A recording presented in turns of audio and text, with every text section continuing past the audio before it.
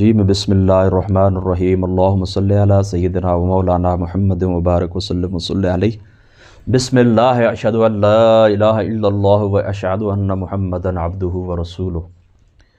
आज की हमारी जो मजलिस है दर्स कुरान की मजलिस नंबर 88 है। 87 हमारी मजलिस 87 अल्लाह पाक के फ़ज़ल व करम से मुकम्मल हो चुकी है। और आपको ये बात मालूम है कि हम सूरह आल इमरान शरीफ का मुताला कर रहे हैं और सूरह आल इमरान के अंदर हम ग़ज़वा उहद के मुतालिक अल्लाह ताला ने जो कुछ नाजिल किया है तो वो हमारे ज़ेर मुताला है। 164 आयात बय्यनात बिस्मिल्लाहिर्रहमानिर्रहीम हमारी मुकम्मल हो चुकी हैं। आज इंशाअल्लाह ताला आयत नंबर 165 हम शुरू करेंगे। और पहले हमारा तरीका ये था कि मैं एक रुकू पढ़ता था, खुद आपके सामने ज़ुबानी पढ़ता था, पिछली नशिस्तें जिन लोगों ने देखी, तो फिर उसके बाद उस रुकू को मैं मुकम्मल करने की कोशिश करता था। लेकिन अब इस तरह हुआ है कि रूटीन थोड़ा मैंने ख़ुद ही तब्दील की है और अब रुकू वाली जो रूटीन है तो मैं कोशिश किया करूँगा कि किसी रुकू के ऊपर ही रुक जाए, 1 हो जाए 2 हो जाए। बहरहाल उस तरह थोड़ा मुश्किल नज़र आता है। तो अब इंशाअल्लाह ताला हम टोटल जो है तो 32 से लेकर 35 मिनट तक हमारी गुफ्तगू का वक्त होगा। बस इसमें ख़त्म करेंगे, चाहे एक आयत के ऊपर ही हम मुकम्मल हो जाएं या फिर आगे जितना हो सकता है, ठीक है। हमारी जो गुफ्तगू टोटल हमारा जो दौरानी होगा वो इंशाअल्लाह ताला 30 और 35 मिनट के दरमियान, 30 मिनट 31 मिनट 32, बस 30 से 35 के दरमियान इंशाअल्लाह ताला हम अपनी गुफ्तगू मुकम्मल कर लिया करेंगे। देखें अल्लाह ताला फरमाता है अवलम्मा अस्वाबतकुम मुसीबतुन कद असबतुम मिस्लैहा कुल्तुम अन्न हाज़ा कुल हुवा मिन इंदि अनफुसिकुम इन्नल्लाहा अला कुल्लि शैइन कदीर। क्या जब पहुंची तुम्हें कुछ मुसीबत, हालांकि तुम पहुंचा चुके दुश्मन को इससे दुगनी, तो तुम कह उठे कहाँ से, कुल तुम अन्न हाज़ा, कहाँ से आप पढ़िए ये मुसीबत, कुल हुवा मिन इंदि अनफुसिकुम, ये तुम्हारी ही तरफ से है, इन्नल्लाहा अला कुल्लि शैइन कदीर, बेशक अल्लाह ताला हर शय के ऊपर कादिर है। इस आयत का पस मंज़र ये है, सादी सी बात आप ज़हन के अंदर याद रख लेंगे बात, कि उहद के अंदर इस तरह हुआ कि जो मुसलमान थे तो उनको थोड़ी तकलीफ़ पहुंची है। मैं आपको पहले बता चुका हूं कि उहद का जो मैदान था, नबी पाक सल्लल्लाहु ताला अलैहि वसल्लम आपकी ज़ात शरीफ ने उनकी जो ड्यूटी लगाई थी दर्रा के ऊपर, वो 60 अफराद मुकर्रर किए थे। तो उन्होंने इस तरह किया था कि आका अलैहिस्सलाम का फिर वो जो हुक्म मुबारक था उसके अंदर कमज़ोरी उन्होंने दिखाई है। तो उसके ऊपर देखें ना, उहद के ये जो मैदान था तो इनके हाथ से, यानी मैदान इनके हाथ के अंदर आ चुका था, फिर चला गया है। तो ये थोड़ा मुसलमान ताज्जुब करने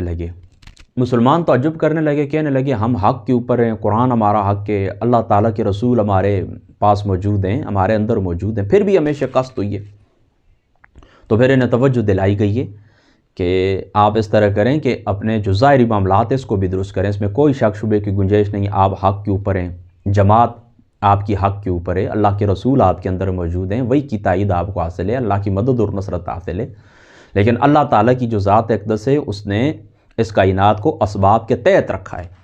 तो अगर आप हक़ के ऊपर हैं, अक्सर आप लोगों ने ये देखा होगा कि बाज़ लोग जो हक़ के ऊपर हैं और हक़ के ऊपर उनकी दावत हक़ के ऊपर मबनी है, वो सच्चे हैं, सच्चे रास्ते के ऊपर चलते हैं, उनके अंदर अक्सर आप लोगों ने ये बात नोट की होगी कि वो इस तरह करते हैं कि पहलू तय करते हैं, जो मामलात होते हैं ना करने वाले, तो उनमें थोड़ा वो सुस्ती दिखाते हैं। वो कहते हैं हम हक़ के ऊपर हैं, हमें कोई परवाह भी नहीं है, कोई भी हमें नुकसान नहीं दे सकता।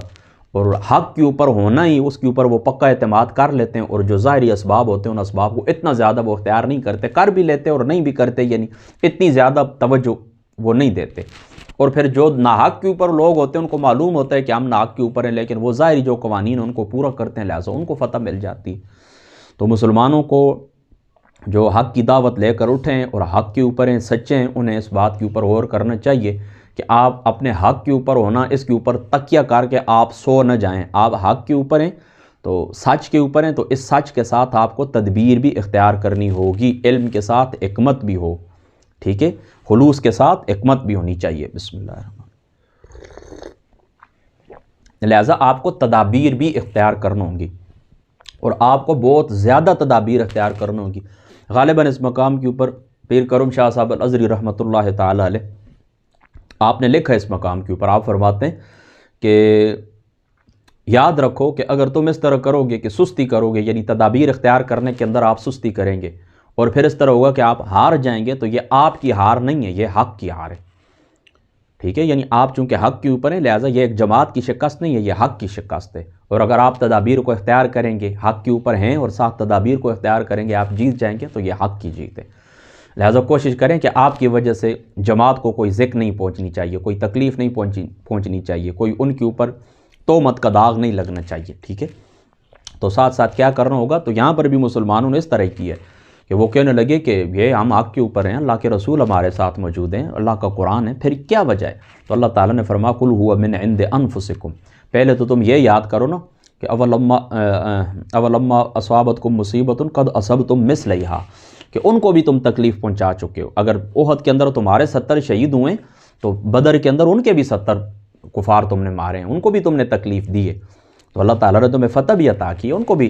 لیکن آگے کیا فرما قل هو من عند انفسکم، یہ تمہاری اپنی کمزوری تھی کہ حضور علیہ الصلوۃ کی ذات شریفہ نے جہاں پر تمہیں مقرر کیا تھا تم وہاں پر نہیں رہے، یعنی آقا علیہ الصلوۃ کا جو حکم مبارک تھا اس کے اندر آپ نے سستی دکھائی ہے کچھ لوگوں نے، تو پھر اس کا نتیجہ آپ کے سامنے آ گیا۔ کیا نتیجہ نکلا؟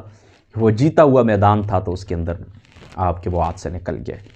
آگے بڑھیے، وما اصابکم یوم التقى الجمعان فباذن اللہ وليعلم المؤمنین وليعلم الذین نافقوا وقیل لهم تعالوا قاتلوا فی سبیل اللہ او ادفعوا قالوا لو نعلم قتالا لاتبعناکم هم للکفر یومئذ اقرب منهم للایمان یقولون بافواہہم ما لیس فی قلوبہم واللہ اعلم بما یکتمون۔ اور وہ مصیبت جو پہنچی تھی تمہیں اس روز جب مقابلہ کو نکلے تھے دونوں لشکر، تو وہ اللہ تعالیٰ کے حکم سے پہنچی تھی، اور مقصد کیا تھا؟ وَلِيَعْلَمَ الْمُؤْمِنِينَ، اور مقصد کیا تھا؟ تاکہ اللہ تعالیٰ دیکھ لے مومنوں کو، وَلِيَعْلَمَ الَّذِينَ نَافَقُوا، اور دیکھ لے جو نفاق کرتے ہیں، وَقِيلَ لَهُمْ تَعَالَوْا، اور کہا گیا ان سے کہ آؤ لڑو، قاتلوا فی سبیل اللہ او ادفعوا، اللہ تعالیٰ کی راہ میں لڑو یا بچاؤ کرو اپنے شہر کا۔ بولے قالوا لو نعلم قتالا لاتبعناکم، بولے اگر ہم جانتے کہ جنگ ہوگی تو ہم ضرور تمہاری پیروی کرتے۔ ہم للکفر یومئذ اقرب منہم للایمان، وہ کفر سے اس روز زیادہ قریب تھے بنسبت ایمان کے۔ یقولون بافواہہم، کہتے ہیں اپنے منہ سے ایسی باتیں، ما لیس فی قلوبہم، جو نہیں ہیں ان کے دلوں میں، واللہ اعلم بما یکتمون، اور اللہ تعالیٰ خوب جانتا ہے جسے وہ چھپاتے ہیں۔ اب آپ سمجھ گئے نا اس بات کو نا، اللہ تعالیٰ کی ذات اقدس خوب جانتا ہے جس چیز کو وہ چھپاتے ہیں۔ یہ یاد رکھیں کہ منافقین کو اس جنگ کے اندر جس وقت شرکت کی دعوت دی گئی، ان کا نفاق ابھی تک چھپا ہوا تھا، تو ان کو جس وقت شرکت کی دعوت دی گئی کہ آپ بھی ہمارے ساتھ شریک ہوں، تو انہوں نے کہا کہ اپنے سے 4 گنا مسلح، یعنی ہمارا جو تعداد ہے اس سے 4 گنا زیادہ وہ مسلح ہیں اور ساز و سامان سے لیس ہیں، ان کے ساتھ تو لڑائی کرنا کیا ہے؟ ان کے ساتھ تو لڑائی کرنا ایسا ہے کہ جس طرح اپنے آپ کو ہلاکت کے اندر ڈالنا ہے، ٹھیک ہے؟ اپنے آپ کو ہلاکت کے اندر ڈالنا ہے، تو یہ تو ہم اپنے آپ کو کبھی بھی ہلاکت کے اندر نہیں ڈالیں گے۔ تو یہ مسلمانوں کے ساتھ جنگ میں شرکت سے پہلوتئی کی اصل وجہ ان کا نفاق تھا جسے وہ اپنے دل میں چھپائے ہوئے تھے، دوسری ساری باتیں تو وہ ملمہ سازی کے طور کے اوپر کہتے تھے۔ تو یہ ان کے نفاق کی کھلی ہوئی علامت ہے، بہت ہی کھلی ہوئی علامت ہے، ٹھیک ہے؟ آپ اس بات کو سمجھ گئے نا، اس کے اندر کوئی بھی مشکل بات نہیں ہے۔ اللہ تعالیٰ فرماتے ہیں یہ کفر سے قریب ہے بنسبت ایمان کے، کفر کے یہ زیادہ قریب ہے۔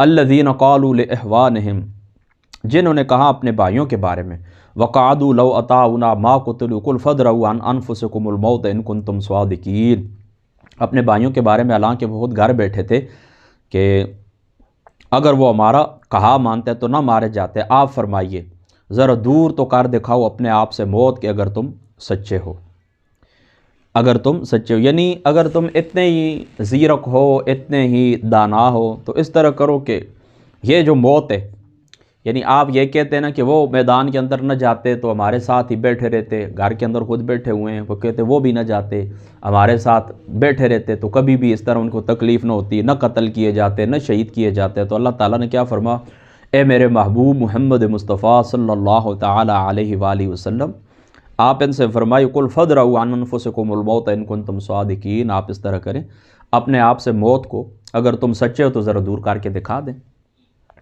یعنی موت ظاہری سی بات ہے کہ میدان جنگ کے اندر جانے کا نام موت تو نہیں ہے، موت وہاں تو نہیں ہے، موت وہاں تو نہیں، موت تو آئے گی ولو کنتم فی بروج مشیدہ، اور بڑے بڑے قلعوں کے اندر آپ بیٹھ جائیں، بڑے بڑے وہ کیا کہتے ہیں کہ محلوں کے اندر آپ بیٹھ جائیں، جس وقت آپ کا وقت مکمل ہوگا تو آپ کو موت آ جائے گی۔ ذرا موت کو آپ دور کر کے دکھائیں۔ قل فادرؤوا عن انفسکم الموت ان کنتم صادقین۔ یہاں پر وہ لوگ بھی جو دوسرے ہیں نا، اللہ تعالیٰ کے وجود کے اوپر یقین نہیں رکھتے، ایتھیسٹ ہیں، ان کو بھی چاہیے کہ وہ اس کا بھی کچھ بندوبست کریں۔ وہ سارا کہتے ہیں نا سب کچھ تدبیر کے ساتھ چل رہا ہے اور ہم بلیور آف سائنس ہے، تو تھوڑا اس کے اوپر بھی توجہ دیں اور اپنے آپ سے موت ذرا دور کریں۔ سائنس اتنی ترقی کر لے کہ اپنے آپ سے موت دور کر لیں، پھر پتہ چلے گا۔ آگے شہداء احد کے متعلق اللہ تعالیٰ فرماتا ہے وَلَا تَحْسَبَنَّ الَّذِينَ قُتِلُوا فِي سَبِيلِ اللَّهِ أَمْوَاتًا، اور ہرگز یہ خیال نہ کرو کہ وہ جو قتل کیے گئے اللہ کی راہ میں وہ مردہ ہیں، بل احیاء عند ربهم يرزقون، بلکہ وہ زندہ ہیں اپنے رب کے ہاں، اپنے رب کے پاس، اور رزق دیے جاتے ہیں۔ فرحین بما آتاہم اللہ، شاد ہیں، خوش ہیں ان نعمتوں سے، بما آتاہم اللہ من فضلی، ان نعمتوں سے جو عنایت فرمائی ہیں اللہ تعالیٰ نے اپنے فضل سے، وَيَسْتَبْشِرُونَ بِالَّذِينَ لَمْ يَلْحَقُوا بِهِمْ، اور خوش ہو رہے ہیں بسبب ان لوگوں کے جو ابھی تک نہیں آ ملے ان سے، من خلفہم، ان سے پیچھے رہ جانے والوں سے، اللہ خوف علیہم ولا ہم یحزنون، بسبب ان لوگوں کے جو ابھی تک نہیں آ ملے ان سے، ان کے پیچھے رہ جانے والوں سے، کہ نہیں ہے کوئی خوف ان پر اور نہ وہ غمگین ہوں گے۔ یستبشرون بنعمت من اللہ وفضل وان اللہ لا یضیع اجر المؤمنین، خوش ہو رہے ہیں اللہ کی نعمت اور اس کے فضل پر، اور اس پر کہ اللہ تعالیٰ ضائع نہیں کرتا اجر ایمان والوں کا۔ اللہ اکبر۔ یہاں پر بھی آپ نے سادی سی بات یاد رکھنی ہے کہ یہ بہت بڑی دلیل ہے۔ کس کی دلیل ہے؟ دلیل ہے شہداء کی زندگی کے اوپر۔ اللہ تعالیٰ کی ذات اقدس نے ان کو زندگی عطا فرمائی ہے۔ البتہ ان کی جو زندگی ہمارا جو فہم ہے، ہمارا جو ادراک ہے، اس سے یہ ورا ہے، اس سے بڑی دور ہے۔ لیکن یہ بات آپ نے یاد رکھنا ہے کہ کوئی چیز اگر ہماری سمجھ سے بالا تر ہے، ہماری سمجھ کے اندر وہ چیز نہیں آتی، تو اس کا مطلب یہ نہیں ہے کہ وہ چیز موجود ہی نہیں ہے، وہ چیز موجود ہے۔ دیکھیں آپ روح کو دیکھ لیں، روح کو ہم نے دیکھا ہے، آج تک یہ ایک چھپی ہوئی چیز ہے۔ اور بھی کئی حقائق ہیں کہ جن اس ترقی یافتہ دور کے اندر بھی، جدید ٹیکنالوجی کے دور کے اندر، یہ جب سائنسی ترقی عروج کے اوپر ہے، تو بہت ساری باتیں جن کا وجود ہمارے آنکھوں کے سامنے نہیں ہے نا، وہ باتیں ہماری عقل کے اندر آ سکتی ہیں، لیکن ہم اس کو تسلیم کر رہے ہیں۔ اب روح کے وجود کے متعلق دیکھیں نا، روح کا معاملہ آج تک کوئی سائنس حل نہیں کر سکی، کتنی ترقی ہو گئی لیکن اس کے باوجود اس روح کے متعلق کوئی فیصلہ کن بات نہیں کر سکا۔ یہ اللہ تعالیٰ کے رازوں میں سے ایک راز ہے نا، یسألونک عن الروح قل الروح من امر ربی۔ اے محبوب محمد مصطفیٰ صلی اللہ تعالیٰ علیہ وآلہ وسلم، یہ آپ سے روح کے متعلق سوال کرتے ہیں، آپ ان سے فرمائیے کہ روح امر ربی ہے۔ بسم اللہ۔ بس اللہ تعالیٰ کی ذات اقدس نے فرما دیا نا کہ شہید زندہ ہیں، تو بس سادی سی بات ہے، شہید زندہ ہیں، ہم ان کو زندہ تسلیم کرتے ہیں۔ اللہ تعالیٰ کا فرمان سچ ہے۔ اب ان کی زندگی کیسی ہے یہ ہمارے فہم سے دور ہے۔ ہمیں اللہ تعالیٰ کی ذات اقدس نے کیا فرما دیا؟ فرما ان کو مردہ کہنا تو بڑی دور کی بات ہے، وَلَا تَحْسَبَنَّ الَّذِينَ، انہیں مردہ خیال بھی نہیں کرنا، انہیں مردہ خیال بھی نہیں کرنا۔ حضرت ابن عباس رضی اللہ تعالیٰ عنہ آپ سے مروی ایک روایت ہے کہ حضور سید عالم صلی اللہ تعالیٰ علیہ وآلہ وسلم آپ نے فرمایا، جب تمہارے بھائی احد میں شہید ہوئے، اللہ تعالیٰ نے ان کی ارواح کو سبز پرندوں کے قالب عطا فرمائے۔ ان کی جو ارواح ہیں تو سبز پرندوں کے قالب اللہ تعالیٰ نے ان کو عطا فرمایا۔ یہ یاد رکھیں کہ یہ سبز پرندے والی یہ جو روایت ہے نا، اس میں آپ نے یاد رکھنا ہے کہ سبز پرندے جو تھے نا وہ اس روح کے لیے بے منزلہ قالب کے تھے، یعنی روح ان کے اندر سوار ہے۔ بس سادی سی بات یہ یاد رکھنا، سبز پرندے اور شہداء کی جو روح ہیں نا، تو وہ روحیں ان سبز پرندوں کے اوپر سواری کرتی ہیں۔ وہ جنتی نہروں پر سیر کرتے پھرتے ہیں، جنتی میوے کھاتے ہیں، طلائی قندیلیں جو زیر عرش معلق ہیں ان میں رہتے ہیں۔ جب انہوں نے کھانے پینے رہنے کی پاکیزہ عیش پائے تو کہا کہ ہمارے بھائیوں کو کون خبر دے کہ ہم جنت میں زندہ ہیں، تاکہ وہ جنت سے بے رغبتی نہ کریں اور جنگ سے پیچھے نہ رہ جائیں۔ یعنی وہ کہتے ہیں کہ اب اس طرح ہو کہ ہمارے پچھلوں کو بھی، یعنی اللہ تعالیٰ نے احد والوں کو جنت کے اندر یہ نعمتیں عطا فرمائی ہیں۔ تو اب کیا کہنے لگے؟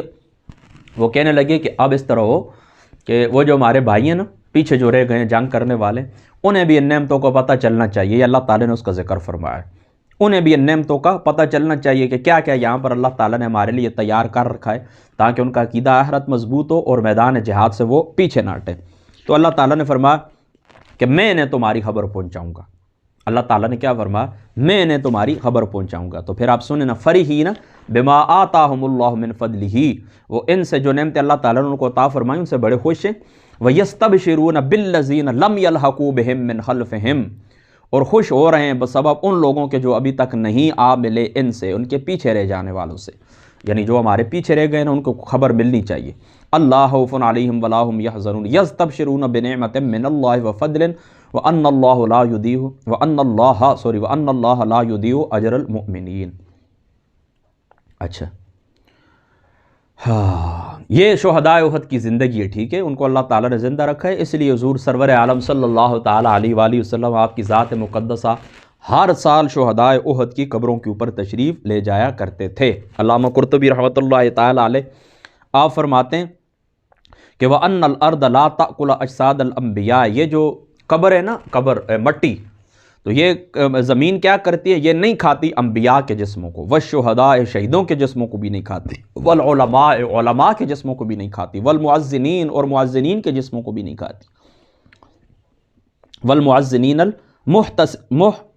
المحتسبین، اور اذان دینے والوں، یعنی مؤذنین جو ہے نا، مؤذنین ثواب کی خاطر، والمؤذنین المحتسبین، اذان کی ثواب کی خاطر اذان دینے والوں کو جسموں کو بھی زمین نہیں کھاتی۔ وحملۃ القرآن، اور قرآن کے حافظوں کو بھی یہ زمین نہیں کھاتی۔ اب آپ سمجھ گئے نا، تو اس میں کوئی مشکل بات بھی نہیں ہے، یہ شہدائے احد کے متعلق تھی یہ آیت کریمہ، اور ان کا بس آپ کو یہ سادی سی بات آپ کو معلوم ہو گئی کہ اللہ تعالیٰ نے ان کو زندہ رکھا ہے، وہ قبروں کے اندر زندہ ہیں اور جنت کی نعمتیں ان کو ملتی ہیں۔ تو انہوں نے کہا کہ کاش کوئی ہمارے پچھلوں کو بھی خبر کر دے، تو اللہ تعالیٰ کی ذات اقدس نے ان کا یہ ذکر فرمایا۔ الذین استجابوا للہ والرسول من بعد ما اصابهم القرح للذین احسنوا منہم واتقوا اجر عظیم، جنہوں نے لبیک کہا اللہ اور رسول کی دعوت پر، اس کے بعد کہ لگ چکا تھا انہیں گہرا زخم، ان کے لیے جنہوں نے نیکی کی ان میں سے اور تقوی اختیار کیا، بڑا اجر عظیم ہے۔ سبحان اللہ۔ یہ دیکھیں وہ لوگ تھے جو شہدائے احد کے اندر آئے تھے، شہدائے احد کے اندر آئے تھے، تو یہ اس طرح ہوا کہ یہ جو ابو سفیان تھا، تو یہ چونکہ احد کا میدان بھی یہ ادھورا چھوڑ کے چلا گیا تھا، مطلب اس کی کوشش یہ تھی کہ اب چونکہ مسلمان زخم کھا چکے ہیں، لہذا اب انہیں بالکل نیست و نابود ہی کر دینا چاہیے، ختم ہی کر دینا چاہیے، تو اس کی تمنا یہ تھی۔ تو اس کے دل کے اندر یہ بات بار بار آ رہی تھی کہ میں اس ادھوری مہم کو مکمل کروں۔ تو یہ جب روحا کے مقام کے اوپر پہنچا نا ابو سفیان رضی اللہ تعالیٰ، چونکہ اب تو وہ صحابی ہیں، اسلام قبول کر چکے، تو اپنی مہم کو ادھورا چھوڑنے کے اوپر انہیں سخت ندامت ہوئی، اور انہوں نے یہ فیصلہ کیا کہ آپ واپس جائیں گے اور مسلمانوں کا وہ تھکا چور جسم ہے ان کا اور زخم لگے ہوئے ان کو، تو ان کو کیا کریں گے، جا کر ختم کر دیں گے۔ تو یہ خبر نبی پاک صلی اللہ تعالیٰ علیہ وآلہ وسلم آپ کی ذات اقدس کو دی گئی، تو حضور علیہ السلام کی ذات اقدس نے اپنے صحابہ کو حکم دیا کہ آپ چلیں، پیش قدمی کریں، آگے دشمن کا سامنا کرنا ہے۔ تو حضور علیہ السلام کی ذات اقدس نے پیش قدمی کو حکم بھی دیا، اور ساتھ یہ بھی فرمایا کہ اس میں وہی لوگ ہمارے ساتھ جائیں گے کہ جو لوگ ہمارے ساتھ احد کے اندر گئے تھے۔ تو حضور علیہ السلام کے وہ صحابہ پاک تھے، تو ان کا جسم مجروح ہو چکا تھا، زخمی ہو چکا تھا، اس کے باوجود بھی تھکے مارے پھر وہ اس طرح دوبارہ تیار ہو گئے حضور کی ذات اقدس کے ساتھ جانے کے لیے۔ دیکھیں نا، بندے ہیں نا، بشارے ہیں نا، آخر اپنی طرف بھی انسان کو سوچنا چاہیے کہ دیکھیں ہم سفر سے واپس آتے ہیں تھوڑی سی دیر کے لیے، کیا ہماری حالت تو یہ ہوتی ہے، گھر کے اندر ہم اپنے جو گھر سے بیٹھتے ہیں اپنی گاڑیوں کے اندر اور سفر کرتے ہیں، پھر اپنی ضرورت پوری کر کے گھر آتے ہیں، تو کیا حالت ہوتی ہے۔ ایمانداری بات بتاؤں، کئی دفعہ تو مجھ سے، میں بھی اللہ کو سامنے رکھ کے کہتا ہوں، فرض نماز رہ جاتی ہے تھکاوٹ کی وجہ سے، قضا ہو جاتی ہے کہ چلو تھوڑا ٹھہر کے پڑھ لیتے ہیں، بہت تھکے ہوئے، پھر نیند ہی آ جاتی ہے، چلو جی قضا ہی ہو گئی۔ تو پھر خود سوچیں، وہ بھی بندے بشار تھے نا رسول اللہ کے صحابہ، ان کے بھی کاروبار تھے، ان کے بھی معاملات تھے، ان کی بھی زمینیں تھیں، فصلیں تھیں، بال بچوں والے تھے، بیویوں سے بچوں سے محبت کرنے والے تھے۔ تو ہاں آپ خود اس بات کو سوچیں کہ زخم لگ چکے ہیں، 70 بندے شہید ہو گئے ہیں، کسی کے والد چلے گئے ہیں، کسی کا بیٹا چلا گیا، کسی کا سواق چلا گیا ہے، لیکن اس کے باوجود بھی کوئی پرواہ نہیں۔ الذین استجابوا للہ والرسول من بعد ما اصابهم القرح، اور زخم لگنے کے باوجود بھی جب حضور علیہ السلام کی ذات اقدس نے اعلان فرما دیا کہ چلو اب ابو سفیان کا محاصرہ کرنا ہے، دشمنوں کا محاصرہ کرنا ہے، وہ پھر آ رہے ہیں دوبارہ لڑنے کے لیے، تو لبیک یا رسول اللہ صلی اللہ تعالیٰ علیہ وآلہ وسلم۔ تو اللہ تعالیٰ فرماتا ہے کہ ان کے لیے کیا ہے؟ اللہ تعالیٰ فرماتا ہے اجر عظیم، ان لوگوں کے لیے اجر عظیم ہے۔ سمجھ گئے نا؟ کوئی اس میں مشکل بات بھی نہیں ہے۔ اچھا، اب آگے بڑھنے سے پہلے یہ بھی سن لیں کہ ابو سفیان نے احد سے لوٹتے وقت مسلمانوں کو چیلنج دیا تھا کہ اب آئندہ سال میدان بدر میں ہم تمہارے ساتھ جنگ کریں گے۔ احد سے لوٹتے وقت اس نے کیا چیلنج دیا کہ اب آئندہ سال میدان بدر کے اندر ہم تمہارا سامنا کریں گے، اور حضور نبی پاک صلی اللہ تعالی علیہ وآلہ وسلم آپ کی ذات شریفہ نے اس چیلنج کو قبول فرمایا، اور ابو سفیان 2000 پیدل اور 50 سواروں سمیت بدر کے میدان کی طرف روانہ ہوا، لیکن دل اس کا اتنا مرعوب ہوا کہ آگے بڑھنے کی ہمت نہیں ہوئی۔ اور نعیم ثقفی جو مدینہ کی طرف جا رہا تھا، اس سے وعدہ کیا کہ اگر وہ مسلمانوں کو مدینہ سے باہر نکلنے سے باز رکھے تو وہ اسے 10 اونٹ انعام دے گا۔ جب نعیم مدینہ پہنچا تو اس نے پرزور پروپیگنڈا کرنا شروع کر دیا کہ ابو سفیان بڑے کرو فار سے اس دفعہ بدر کی طرف آئے تو خبردار آپ نے بدر کا رخ نہیں کرنا، اگر تم بدر کا رخ کرو گے تو کیا ہوگا؟ تمہارا نام و نشان بھی مٹ جائے گا۔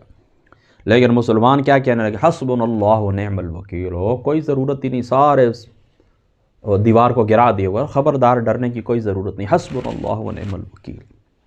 اب یہ بات آپ کے ذہن میں آ گئی ہے نا کہ ابو سفیان نے کیا کیا تھا؟ چیلنج دیا تھا کہ آئندہ سال کہاں پر ہمارا سامنا ہوگا؟ بدر کے اندر۔ احد سے جاتے وقت آئندہ سال بدر میں، تو 2000 پیدل اور 50 سوار لے کر بڑی شان کے ساتھ جس وقت وہ آیا ہے نا بدر کی طرف، تو آگے بڑھنے کی ہمت نہیں ہوئی، آگے بڑھنے کی ہمت نہیں ہو۔ تو نعیم ثقفی کو اس نے کہا کہ آپ جائیں اور مسلمانوں کو باز رکھیں۔ انہوں نے کہا کوئی باز نہیں، اللہ تعالیٰ کی ذات اقدس کافی ہے، کوئی ڈرنے کی ضرورت نہیں ہے۔ یہ بات ذہن میں رکھیں۔ آپ سنیں، الذین قال لهم الناس، یہ وہ لوگ ہیں کہ جب کہا انہیں لوگوں نے کہ ان الناس قد جمعوا لکم، کہ بے شک لوگوں نے یعنی کافروں نے جمع کر رکھا ہے تمہارے لیے بڑا سامان، فخشوہم، ان سے ڈر جاؤ، تو فزادہم ایمانا، فزادہم ایمانا، تو یہ دھمکی تھی یعنی ڈر جاؤ، یہ ڈرنے کی بجائے کیا ہو؟ اور اللہ تعالیٰ کی ذات اقدس کے اوپر ان کا ایمان مضبوط ہو گیا، فزادہم ایمانا، ان کا ایمان اور بڑھنے لگا۔ وقالوا حسبنا اللہ ونعم الوکیل، اور انہوں نے کہا اللہ تعالیٰ ہمارے لیے کافی اور وہ بہترین کارساز ہے۔ فانقلبوا بنعمت من اللہ وفضل لم یمسسہم سوء واتبعوا رضوان اللہ واللہ ذو فضل عظیم، اور نہ چھوا ان کو کسی برائی نے، اور پیروی کرتے ہیں رضائے الہی کی، اور اللہ تعالیٰ صاحب فضل عظیم ہے۔ انما ذالکم الشیطان، یہ تو شیطان ہے جو ڈراتا ہے، یخوف، انما ذالکم الشیطان یخوف، یہ تو شیطان ہے جو ڈراتا ہے۔ یہ آیت پھر سن لیں، فانقلبوا بنعمت من اللہ وفضل لم یمسسہم سوء واتبعوا رضوان اللہ واللہ ذو فضل عظیم، کہ یہ لوگ واپس آئے اللہ تعالیٰ کے انعام اور فضل کے ساتھ، نہ چھوا ان کو کسی بھی مصیبت نے، اور پیروی کرتے رہے رضائے الہی کی، اور اللہ تعالیٰ صاحب فضل عظیم ہے۔ انما ذالکم الشیطان یخوف اولیاء، یہ تو شیطان ہے جو ڈراتا ہے تمہیں اپنے دوستوں سے۔ فلا تخافوہم، اللہ تعالیٰ فرماتا ہے نہ ڈرو ان سے، وخافون ان کنتم مؤمنین، اور کیا بلکہ مجھ سے ہی ڈرا کرو اگر تم مومن ہو۔ ولا يحزنک الذین یسارعون فی الکفر، اے جان عالم محبوب محمد مصطفیٰ صلی اللہ تعالی علیہ وآلہ وسلم، ولا يحزنک الذین یسارعون فی الکفر، نہ غمزدہ کریں آپ کو جلدی سے کفر میں داخل ہوئے ہیں، نہ غمزدہ کریں آپ کو جو لوگ جلدی سے کفر میں داخل ہوئے ہیں۔ انہم لن یضروا اللہ شیئا، بے شک یہ لوگ نہیں نقصان پہنچا سکتے کچھ بھی۔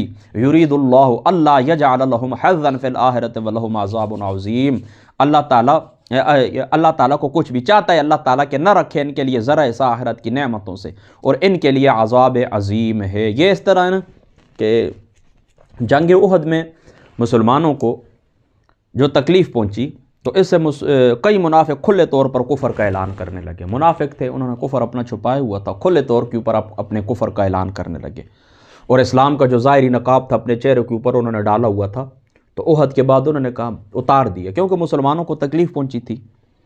اچھا، اور اس کے علاوہ حضور علیہ السلام نے آپ ان کے لیے دعائیں بھی فرماتے رہے، تو یہ اپنے کفر سے چمٹے رہے، اپنے کفر کے اوپر بھی مصر تھے۔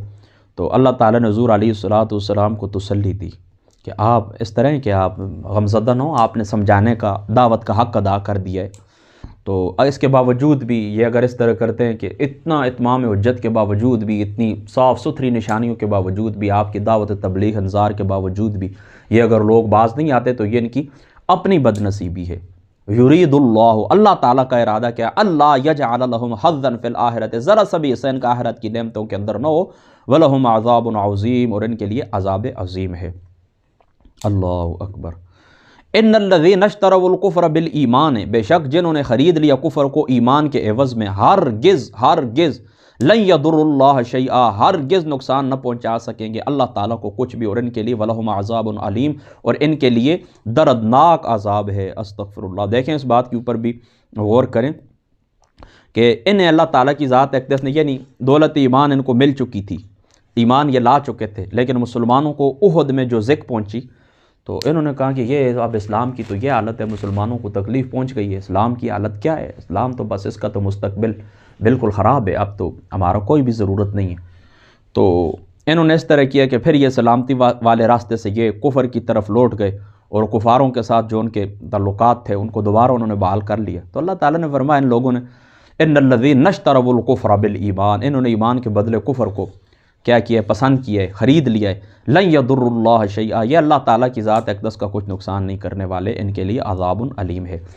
ولا يحسبن الذین کفروا انما نملی لهم خیر لانفسهم، اور نہ خیال کریں جو کفر کر رہے ہیں کہ ہم جو مہلت دے رہے ہیں انہیں یہ بہتر ہے ان کے لیے، صرف اس لیے انما نملی لهم لیزدادوا اسما ولہم عذاب مہین، صرف اس لیے ہم تو انہیں مہلت دے رہے ہیں کہ وہ اور زیادہ کر لیں گناہ، اور ان کے لیے عذاب ذلیل اور خوال کرنے والا۔ یہ جو جس طرح کے معاملات یہ کر رہے ہیں نا، تو یہ اس طرح کہ ان کو جو مہلت ملی ہوئی ہے تو یہ نہ سمجھیں کہ ہمارے اوپر کوئی گرفت کرنے والا نہیں ہے یا ہم سچے ہیں، اس طرح کی کوئی بات بھی نہیں، اپنے آپ کو وہ بڑا نہ سمجھیں۔ یہ اللہ تعالیٰ کی ذات اقدس نے تمہیں ڈیل دی ہوئی ہے کہ جہاں پر تم سرکشی جتنی کرنی چاہو کر لو، ولہم عذاب مہین، تمہارے لیے ذلیل اور خوار کرنے والا عذاب ہے قیامت والے دن۔ تو یاد رکھیں یہاں پر اللہ تعالیٰ نے کیا فرمایا، ولا یحسبن الذین کفروا انما نملی لہم، ہم جو انہیں مہلت دے رہے ہیں، ٹھیک ہے، ہم جو انہیں مہلت دے رہے ہیں۔ درازی عمر اور اس کو عیش و عشرت کے ساتھ بسر کرنے کو مہلت کہتے ہیں۔ عمر بھی لمبی اور عیش و عشرت کے اندر بڑا بندہ پڑا رہے نا، تو اس کو کیا کہتے ہیں، اس مہلت کو کیا کہا جاتا ہے، املا کہا جاتا ہے۔ لیکن اللہ تعالیٰ کیا فرماتا ہے، یعنی کفار اس کے اوپر مغرور نہ ہوں، انہوں جو ڈیل دی جا رہی ہے تو یہ اس لیے کہ گناہوں کا بوجھ زیادہ ہو رہا ہے اور ان کی سزا کے اندر اضافہ ہو رہا ہے، اس لیے حضور علیہ الصلاۃ کی ذات اقدس سے دریافت کیا گیا، یا رسول اللہ کون سا شخص اچھا ہے؟ فرمایا جس کی عمر دراز اور عمل اچھے ہوں۔ عرض کیا گیا بدترین کون ہے؟ فرمایا جس کی عمر دراز ہو اور عمل خراب ہو۔ یعنی وہ بندہ اچھا ہے، حضور علیہ الصلاۃ نے فرمایا کہ جس کی عمر دراز ہو اور اعمال اچھے ہوں، اور وہ بندہ برا ہے جس کی عمر طویل ہو اور عمل کیا ہو، خراب ہو۔ ابتدا میں اس طرح ہوتا تھا کہ کئی لوگ زبان سے اسلام کا اقرار کر کے مسلمانوں میں داخل ہو جایا کرتے تھے، اور مسلمان ان کے ساتھ اپنے بھائیوں جیسا سلوک کرتے تھے، لیکن ہر نازک مرحلہ کے اوپر جہاں پر مسلمانوں کو کوئی تکلیف پہنچتی تھی، مصیبت پہنچتی تھی، یہ لوگ خوف و اراض پھیلاتے تھے اور مسلمانوں کی صفوں کے اندر انتشار پیدا کرتے تھے۔ تو اب اللہ تعالیٰ کی ذات اقدس نے چاہا کہ اب منافقوں کو اور مسلمانوں کو بالکل کیا کر دیا جائے، الگ الگ کر دیا جائے۔ اب اس چیز کے اندر علماء کے اقوال ہیں مختلف کہ اللہ تعالیٰ نے ان کو کیسے، منافقوں کو اللہ تعالیٰ نے مسلمانوں سے کیسے الگ کیے، ان کے درمیان تمیز اللہ تعالیٰ نے کس طرح فرمائی۔ یہ پہلے آیت سننے، ما کان اللہ لیذر المؤمنین، نہیں اللہ کی شان کے چھوڑے رکھے مومنوں کو، علی ما انتم علیہ، اس حال پر جس پر اب تم ہو، حتی یمیز الخبیث من الطیب، جب تک الگ الگ نہ کر دے ناپاک کو پاک سے۔ وما کان اللہ لیطلعکم علی الغیب ولکن اللہ یجتبی من رسلہ من یشاء، اور نہیں ہے اللہ کی شان کے آگاہ کرے تمہیں غیب پر، البتہ اللہ غیب کے علم کے لیے چن رہتا ہے اپنے رسولوں سے من یشاء، جسے چاہتا ہے۔ فآمنوا باللہ ورسلہ، سو ایمان لاؤ اللہ پر اور اس کے رسولوں پر، اور اگر تم ایمان لے آئے، وَإِن تُؤْمِنُوا وَتَتَّقُوا فَلَكُمْ أَجْرٌ عَظِيمٌ، اور اگر تم ایمان لے آئے اور تقوی اختیار کیا تو تمہارے لیے اجر عظیم ہے۔ بس اس آیت کو سن لینا۔ اب دیکھیں اللہ تعالیٰ کیا فرماتے ہیں، نہیں اللہ کی شان، ما کان اللہ لیذر المؤمنین علی ما انتم علیہ حتی یمیز الخبیث من الطیب وما کان اللہ، ٹھیک ہے، سمجھ گئے نا اس بات کو نا، کہ اللہ تعالیٰ کی شان، اللہ تعالیٰ کی یہ کہ اللہ کی یہ شان نہیں ہے کہ آپ مومن کو اسی حال کے اوپر چھوڑے رکھے اور یہ پاک اور ناپاک ملے رہیں، نہیں، اب ان کو کیا یمیز الخبیث من الطیب، اور اللہ تعالیٰ اب ان کو کیا کرنا چاہتا ہے، واضح کرنا چاہتا ہے ناپاک کو پاک سے۔ اب اس کے اندر علماء کے اقوال ہیں مختلف، ان کا اختلاف ہے، وہ کہتے ہیں کہ اللہ تعالیٰ کی جو ذات شریفہ ہے تو کس طرح اللہ تعالیٰ کی ذات اقدس نے ان کو الگ الگ کیا ہے۔ تو علماء فرماتے ہیں نمبر 1 ابتلاء اور آزمائش، ایک قول یہ، یعنی ابتلاء اور آزمائش کے اندر جو لوگ پورے اترے، اللہ تعالیٰ نے کوئی آزمائش نازل فرمائی ہے تو اس سے کھرے کھوٹے کی پہچان ہو گئی کہ ناپاک منافق لوگ کون ہیں اور پاک مسلمان لوگ کون ہیں، ایک کول پہ لگے۔ دوسرا، اسلام کو کامیاب کر کے اور باطل کو ڈاؤن کر کے، اسلام کو اللہ تعالیٰ نے کامیاب کیا، باطل ناکام ہو گئے، اس سے نفاق والوں کا نفاق واضح ہو گیا اور اسلام والوں کا اسلام کھل کے سامنے آ گیا۔ دو باتیں ہو گئی۔ اور تیسرا قول یہ کہ اللہ تعالیٰ نے وحی کے ذریعے اپنے محبوب محمد مصطفیٰ احمد مجتبیٰ صلی اللہ تعالیٰ علیہ وآلہ وسلم، آپ کی ذات پاک کو اللہ تعالیٰ کی ذات اقدس نے منافقوں کا علم عطا فرمایا، ٹھیک ہے، یعنی اسلام کو بلند کر کے اور باطل کو سرنگوں کر کے، باطل سرنگو، اس کا سر نیچے ہو گیا، اس سے اللہ تعالیٰ کی ذات اقدس نے پاک کو ناپاک سے جدا کیا، یا پھر ابتلاء اور آزمائش ہے۔ اور تیسرا قول یہ ہے کہ اللہ تعالیٰ کی ذات اقدس نے رسول پاک صلی اللہ تعالیٰ علیہ وآلہ وسلم، آپ کی ذات شریفہ کو اللہ تعالیٰ نے علم عطا فرمایا منافقوں کا۔ اس لیے علامہ بیضاوی رحمۃ اللہ تعالیٰ علیہ، آپ کی ذات شریفہ، علامہ بیضاوی نے حضور علیہ الصلوۃ والسلام کی ذات پاک کی روایت نقل کی، یعنی حضور کا یہ فرمان ہے کہ حضور علیہ الصلوۃ والسلام نے انہ علیہ الصلوۃ والسلام قال عرضت علی امتی وعلمت من یؤمن بی ومن یکفر فقال المنافقون انہ یزعم انہ یعرف ما لم۔ اچھا چلو ٹھیک ہے، حضور علیہ الصلوۃ والسلام نے فرمایا کہ میری امت میرے سامنے پیش کی گئی اور مجھے علم دیا گیا کہ کون میرے ساتھ ایمان لائے گا اور کون کفر کرے گا۔ تو اس وسعت علمی کے اوپر کسی مومن نے اعتراض نہیں کیا، بلکہ منافقین نے عذرائے مذاق کا دعوت تو یہ ہے کہ میں ہر مومن اور کافر کو جانتا ہوں، اور حالت یہ ہے کہ ہم ہر وقت حضور علیہ السلام کے ساتھ رہتے ہیں لیکن انہیں علم تو نہیں ہے۔ تو اللہ تعالیٰ کی ذات اقدس نے یہ آیت نازل فرما دی، اللہ تعالیٰ کی ذات اقدس نے یہ آیت نازل فرما دی۔ تو اس سے کیا معلوم ہوتا ہے؟ اس سے یہ معلوم ہوتا ہے کہ حضور رحمت عالم صلی اللہ تعالیٰ علیہ وآلہ وسلم، آپ کی جو ذات پاک ہے، اللہ تعالیٰ کی ذات اقدس نے آپ کو علوم غیبیہ عطا فرمائے تھے۔ اور اس سے یہ بھی بات معلوم ہوتی ہے کہ حضور علیہ الصلوۃ والسلام کو منافقین کا علم عطا فرمایا، اور اس سے یہ بات بھی معلوم ہوئی کہ حضور علیہ الصلوۃ والسلام کے علم مبارک کے اوپر جو تان کرنے والے لوگ ہیں، وہ تان کرنے والے لوگ کون سے ہیں؟ وہ تان کرنے والے لوگ وہ ہیں کہ جن کو منافق کہا جاتا ہے، اور منافقین جو ہیں وہ حضور علیہ الصلوۃ والسلام کے علم کے اوپر تان کرتے ہیں۔ مسلمان اور صحابہ پاک حضور علیہ الصلوۃ والسلام کی وسعت علمی کو دیکھ کر خوشی کا اظہار فرماتے ہیں، ٹھیک ہے۔